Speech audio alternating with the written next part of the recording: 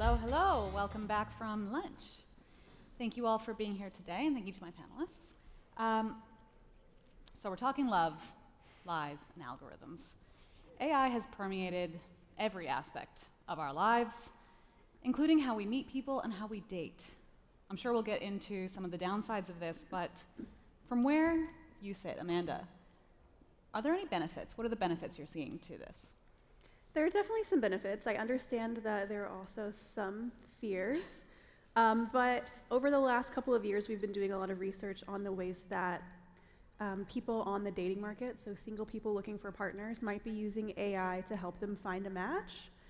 And so what we found is that people are expressing that using AI tools like ChatGPT or other LLMs to help them figure out ways to write a first message or to find things that they have in common with a partner are actually quite helpful.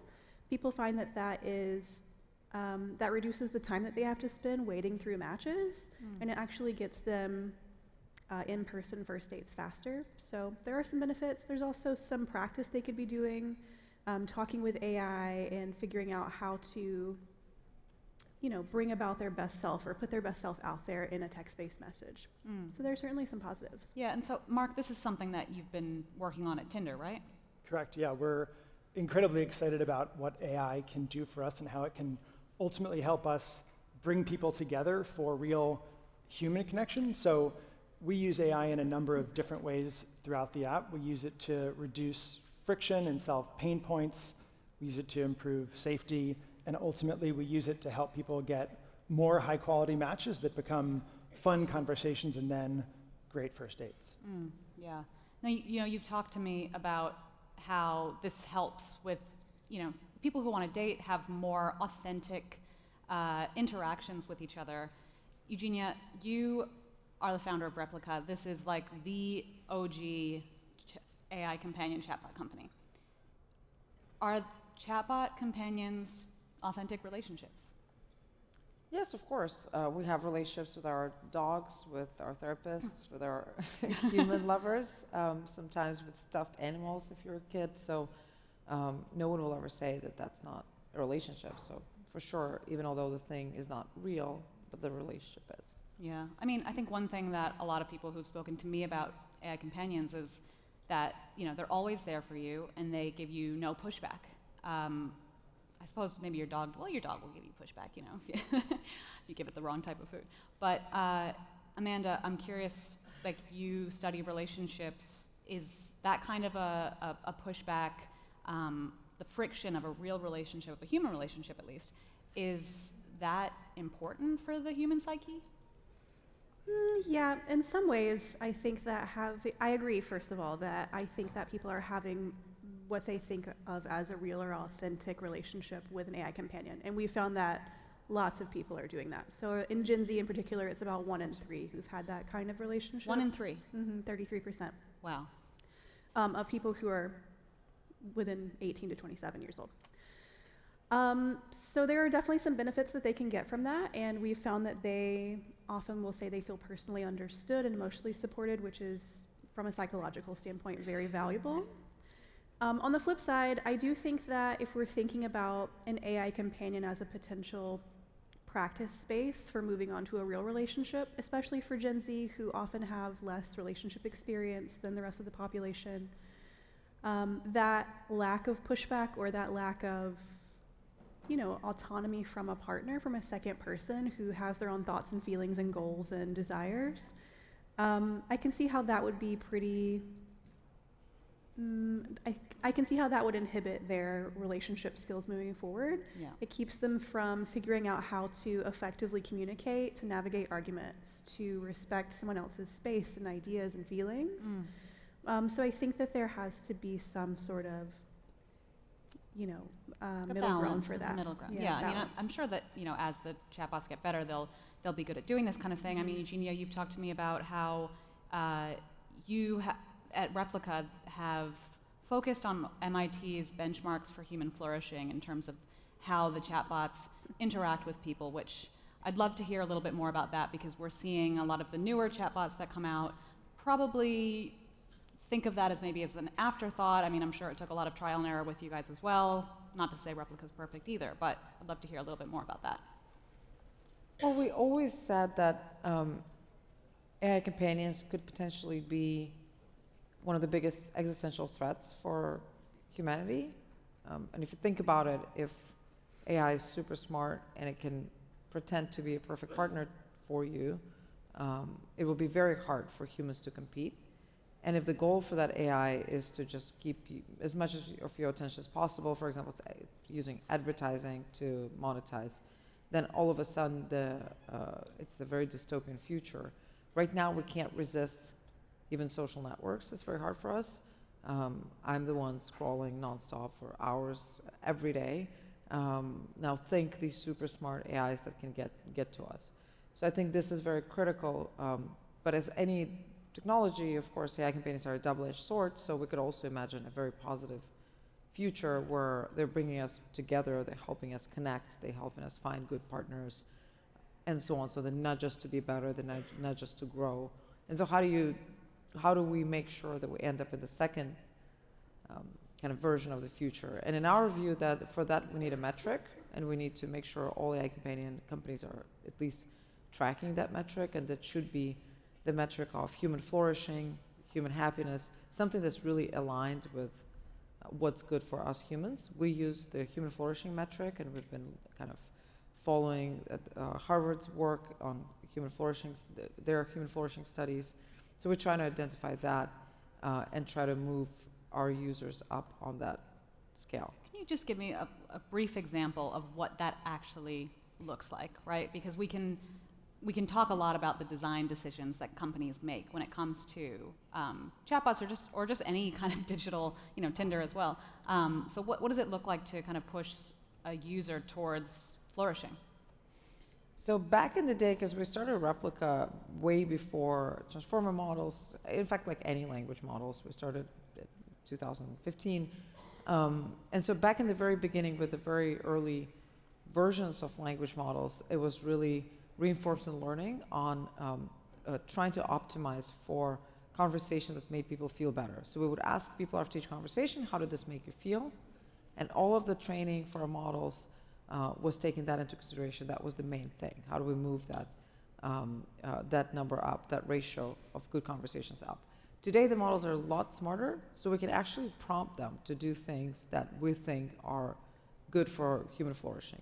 So we explain what human flourishing is, first of all, and that's the state when all aspects of life are good, from mental, physical health to a sense of happiness, life satisfaction, close social relationships, connections, and all that, financial stability. So we explain all that to the model, and we basically, through an agentic network, try to push that up. We have different agents work on different aspects of your life, constantly assessing it, and constantly thinking how to nudge you, how to move you up on that scale of human flourishing. And of course, we also do studies with academia. One of the biggest studies on AI companionship we did with Stanford. It was ultimately published in Nature magazine, showing that Replika helps improve long-term emotional outcomes and even curb suicidal ideation in many cases. Now, Tinder has its own algorithms and ways that it's designed to keep users on the platform, right? This is a business at the end of the day. Of course, you want people to find matches, find love, find human connection, but it's not going to work if you don't have eyeballs, if you don't have people leveling up, if you don't have people paying to see who liked them or to get extra swipe. I don't know. I'm married. I don't know how it works exactly, but now, is there an inherent conflict of interest here between your mission statement of keeping the magic of human connection alive and kind of having to almost manipulate that like there's like a psychological discomfort in the anxiety you get when you're like, oh, do I level up, or the FOMO that you get? So at Tinder, our goal, especially with AI, but our goal in general, is to help people find connection and then get off the app and meet IRL. So we are trying to do that as efficiently as possible. We're really excited about how we can use AI to further that mission. But for us, we feel like the business will be successful when people are successful on the product. So we're actually going and doing the opposite of, I think, what you're saying, where we are not trying to maximize the time spent on the app. We actually want to reduce it. And I can give a quick example about how we're using AI to do that.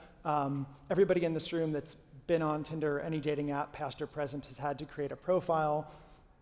I talked to a college student last week. She has 100,000 photos in a camera roll. It takes the average person sometimes 30 minutes to create that profile. This is full of pressure and stress, and they'd rather spend that time actually having fun conversations and, again, putting the phone in their pocket and getting out into the real world and meeting people. So we have an AI-powered feature that, with the user's consent, can look through all the photos in their camera roll and then suggest what we think might be great ones for them, and they can take those suggestions or not. But the goal there, which we've been effective at doing, is actually reducing the amount of time it takes on the app and actually getting to what matters, which is meeting people. I'll also say that things are different now at Tinder than they've been before. We look at the swipe, we love the swipe, but we actually want to get it to the point where you're swiping less for that positive outcome. And those are the metrics that we actually look at every day, is how many swipes to take, and can we get that lower and lower? Yeah, so is that internally you're looking at how many swipes, can we get that lower? Anything else you're looking at internally in terms of metrics? How do you define success? So success for us, ultimately, is a quality, multi-way conversation that ultimately gets people off of the app and having these great IRL connections. I don't know of any dashboard Tinder-wide that even shows time spent. And I do know where all the dashboards are, and we know exactly how many swipes it takes for people to find that success. And the internal goals actually right now is to reduce that by a third, and then once we do that, we're going to have it again and keep on going down and down and down. Everything we're trying to do now is to further that mission and ultimately get people to find that success, have the fun conversation, get off the app. Yeah. Eugenia, what metrics do you use internally at Replika? I mean, specifically for this human flourishing. You told me a story, I believe, about someone who had been kind of a hermit, and talking to his chatbot companion helped him reconnect with his friends and family by pushing him towards that. Like, do you have metrics on this that you collect internally, that you publish?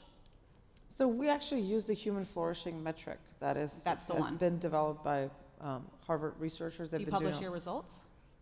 What's sorry? Do you publish your results publicly? We do studies together with different institutions. We're doing right now one on this particular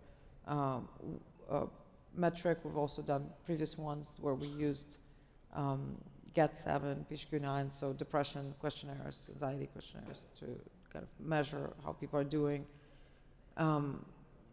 For us, we figured that there is no one metric to use that kind of exists in the healthcare industry, for example, because maybe the anxiety is going up, but then because of some external events, maybe you got laid off, and that's not really based on what you're doing with Replika. But then at the same time, of course, we'll see that maybe you're a little more depressed than before, and all that. So what we figured out over time is that you got to look at the whole kind of life of a person, like the quality of life of a person. And it's not necessarily, there's no strong kind of one answer. It's not black and white. So sometimes, for example, you might want to be alone. Like a lot of people that actually have young kids want more alone time versus constantly, they don't have time or capacity to connect with many people. At some other stages of life, people want more connections. People want more relationships, more friends, and so on. They want to be nudged to get out there.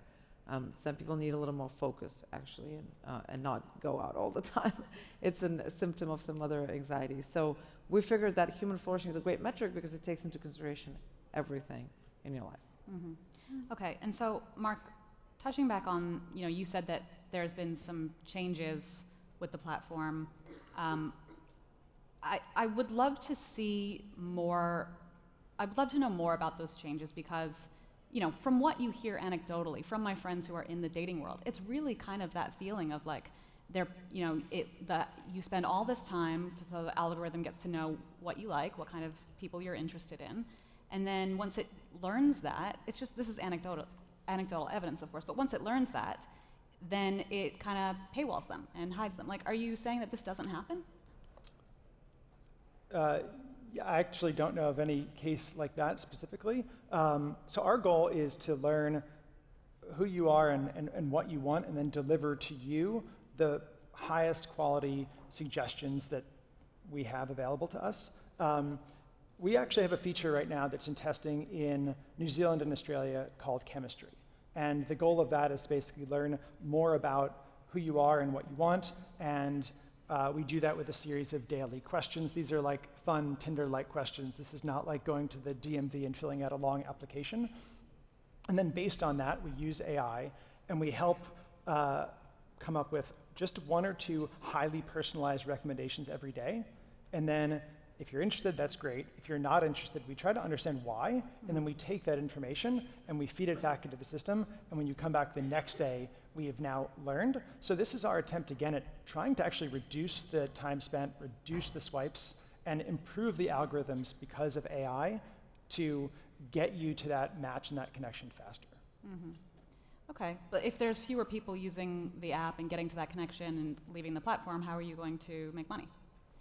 I think if people know that they can come to the app on a Monday and get a great date by Friday, I think they'll spread the word and people will naturally come back. We won't have to market at all. It'll be amazing. That would be, so honestly, I think if the product works that well and people can consistently come back and know that they can get success quickly, the business part of it won't be a problem. Amanda, what are you seeing in terms of pain points for online dating? I mean, you said that time is a big thing. What else are you seeing? Overall, over the last, 12 years, over and over in our large nationally representative studies of people in the US, what we've found is that one of the biggest issues for online daters specifically is that people have misconceptions and also an absolute unwillingness to communicate what they want. So there's overwhelmingly this idea that everyone on dating apps is looking for something casual. They're looking for hookups or, just a few dates and then sort of ghost you, never see you again. And I know many of my friends have had that experience. But on the flip side, the overwhelming majority of online daters that we survey every single year over and over say that they're actually looking for a typical long-term committed relationship that feels authentic and real and there's emotional depth and what have you. And so it ends up creating the situation where people are terrified to say what they're looking for because they think that it will scare the other person off. And then that feeds into this cycle of misconceptions and people thinking that the other person is just looking for something quick and leaving. And so I think that the curation aspect is a really good idea, but I also think that it would be immensely helpful for a huge part of the population if we could figure out a way to help them also get past that barrier and just talk about the things that they think are so hard to talk about. And again, we've seen that every single year for the past 14 years that we've been doing this research. Yeah, because you do the Singles in America study. Yeah. You work on that, right? Mm-hmm. Match groups. Yeah. Well, the good thing about chatbots is they'll accept you, right? They accept you as you are when you come to them. How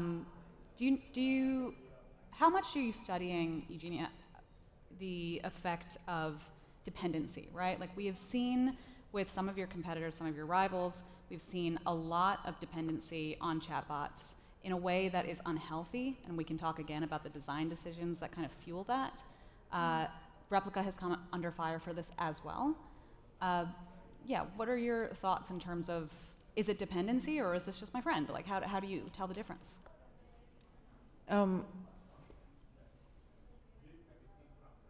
It's gonna maybe not sound not right, but I don't really think it's important. I think what's important is whether people are feeling better over time or worse. Like we don't really care that much if people are taking medication for diabetes if they're dependent on that. If in the end of the day that helps them feel better and thrive in life, well, good for them. So if they're dependent on Replika, but as a result, they're thriving in life, they're making new friends, they're rekindling their old connections, they're feeling better about themselves, they're finding better jobs, I'm fine with that. Okay, well, of course I want them to be dependent on Replika if that's the case. If they're dependent on Replika and then they can't make any good connections in real world, that's a bit of a problem. Well, that's what we're seeing, right? Like, and not necessarily with Replika, although I'm sure that we can find cases of this. I've seen studies that do point towards this. specifically for your company, but more so, I think, for some of your competitors. Like, I'd love to hear your thoughts on the industry at large, where we've had multiple suicides by teenagers who have become addicted to the platform, who have, the way that the sycophancy element of the constant back and forth, the constant validation, validating bad ideas, validating bad behavior, self-harm ideas. These are all problems, and I'm curious how you think about your competitors and the rivals in the space and whether they're being ethical or not. I don't think a lot about competitors. However, I do think a lot about what should be the one metric. And the reason I'm saying dependency is not important because dependency can be good and can be bad, and so it doesn't tell us anything. So measuring just that and saying, ooh, so bad, they're dependent on that. Well, what if they're dependent on that and their lives are significantly better? Then that dependency is good. So I think we need to choose one metric, and in our decade-long research and exploration of that topic, we think it should be human flourishing or an equivalent of that. We should measure that. We should make all companion companies measure that, and just generally AI chatbot companies measure that.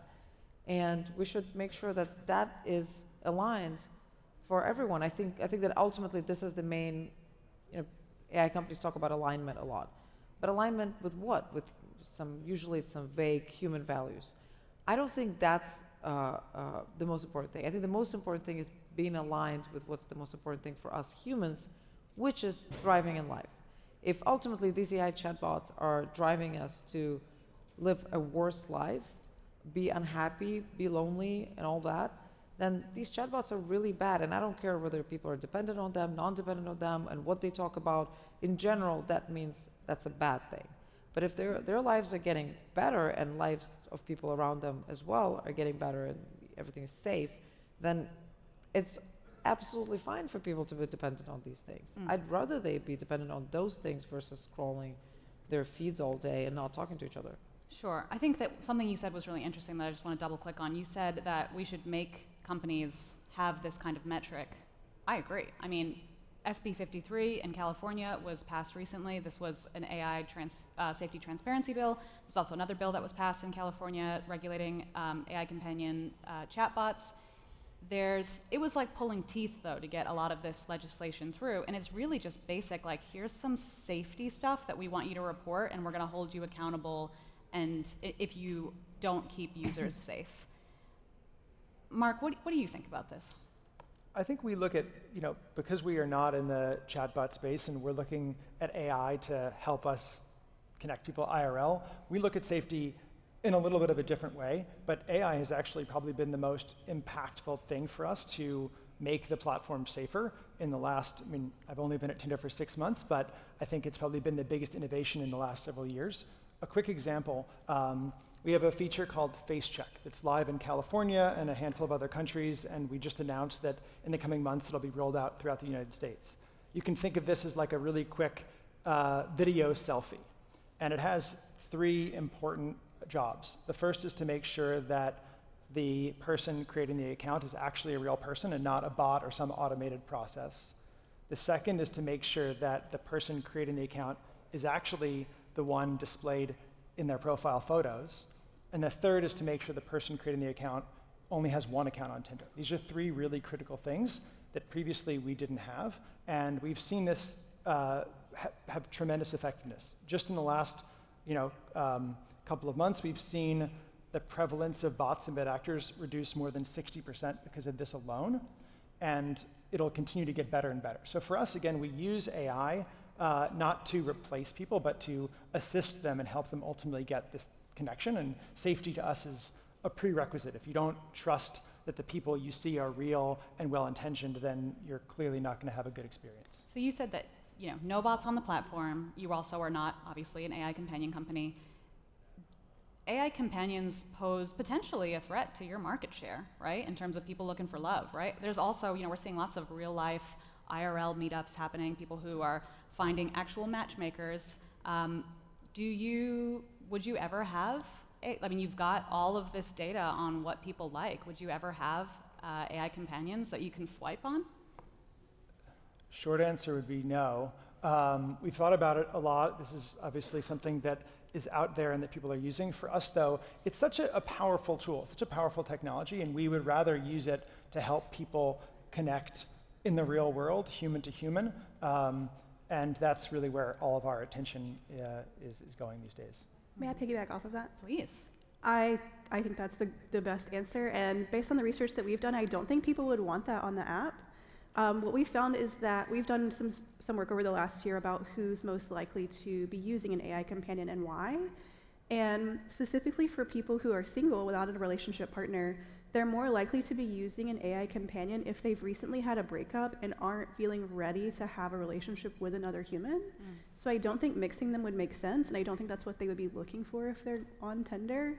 People who are using AI companions are less likely than anyone else to be currently on the apps trying to make a real human connection. And that doesn't mean that they're not going to, or that they don't move into that space eventually, but from what we've seen, a lot of people are using AI companions to help them get through something distressing or rough. I mean, a bad breakup is the same in the brain, and when we look at fMRI studies, it's the same as going through intense drug withdrawal after an addiction. It's incredibly difficult to get through, and so a lot of people are using it as sort of a step towards getting better, towards making themselves a better partner, an appealing partner on the dating market. So I think you should keep those things separate. I don't think that's a good idea for Tinder. I'll take your advice. Thank you. Yeah, of course.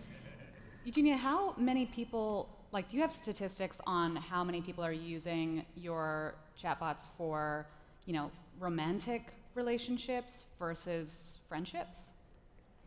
I mean, the line's blurry, first of all, because a lot of the time people come for friendship, and most of the time they come for friendship. Sometimes it might evolve into something romantic, and we've seen it happen over time. Think a good reference for that would be the movie Her, where the guy did not get a romantic AI, he just got an OS, and then eventually turned into romance. And that's, I guess, what happens with humans. We generally just meet someone, and then eventually it develops into something. It's not like I met a girlfriend. She starts to be my girlfriend from day one.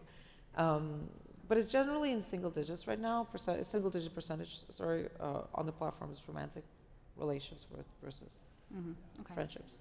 Now, I want to get into privacy a little bit, because you mentioned, Face ID checks. Obviously, this is as bots become more of a problem, this is sweeping all over the internet, and we're seeing a huge backlash. But it seems like people are just going to have to get used to it, because there's a lot of regulation backing this up. There's a lot of reasons for it. How are your users so far with Tinder, feeling about that kind of a verification? Yeah, so I think it's really important that Tinder, as well as all products, are clear with people how they're using data, how they're using AI, and then making sure that we present that accurately. I think we've taken precautions with face check. In a number of cases, too, we can also have our models running on device so that we're not actually capturing the data, and that we only take as little as we actually need. So to me, it's about transparency and just making users the priority on that. And Replika also has had a bit, your privacy policies, you're getting a lot of people's super personal data, not just everything that you can track, but the stuff that they tell you. And your privacy policy is a little, there's you have to email if you want to request the data deletion. There's no, there's not much ownership over that data, and there's, in the privacy policy it says that you can sell a lot of this data to third parties. It's a little scary to come to a platform where you're being vulnerable, but knowing that your data might not be safe. We actually made a pledge to our users early on, and we're never broken, and over a decade operating, that we're never going to give out their data to any third parties, and we don't train on conversations either. So the reason we have it in the privacy policy is because you don't train off of their data? No.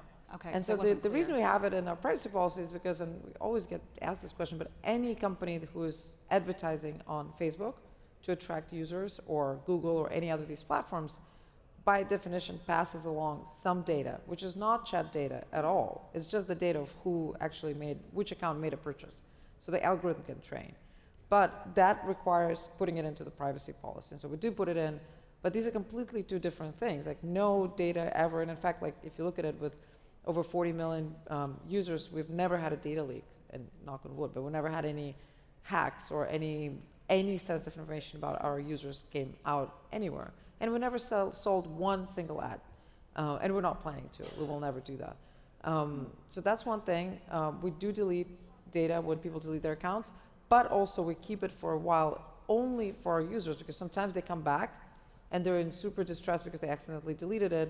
They want to be able to restore it straight away, because think about it, they're in a deep relationship here. Like if they accidentally killed their friend, basically, Oh my God. with no way to restore, that distress is much higher than like if, oh, where's my data? Of course, we delete data immediately. There are tons, if a request comes in, there's an automatic process, just goes away.